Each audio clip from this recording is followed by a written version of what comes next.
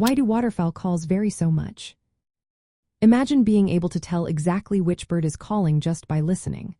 Waterfowl calls are like bird signatures, and they change a lot from one bird to another. Why is that? Well, it all comes down to how they communicate and what they need to say. Different calls help waterfowl find each other, warn about danger, or keep the flock together.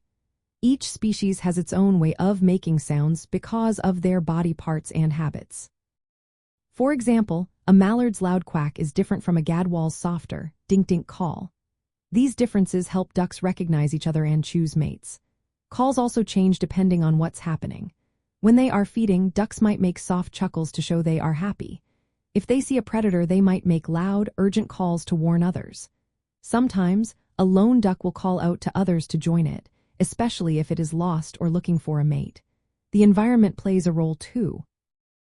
Ducks in noisy habitats or windy weather might call more softly so they don't scare away food or alert predators. In calm weather, they might be more vocal. The way they call can also depend on their social situation.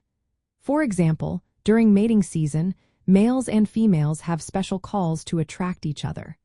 Some calls are made to keep the group moving or to signal that it is safe to land or rest. The shape of their vocal organs, called syrinxes, varies among species, which makes their calls sound different. For instance, dabbling ducks like mallards have a different voice box than diving ducks like scopes. These differences in anatomy create unique sounds that help us tell which bird is which. So, the wide variety of waterfowl calls is a smart way for birds to communicate clearly in many situations. It helps them stay safe, find each other, and reproduce in the many habitats they live in. Each call is a tool designed for a specific purpose, and that's why their sounds are so diverse and interesting to listen to.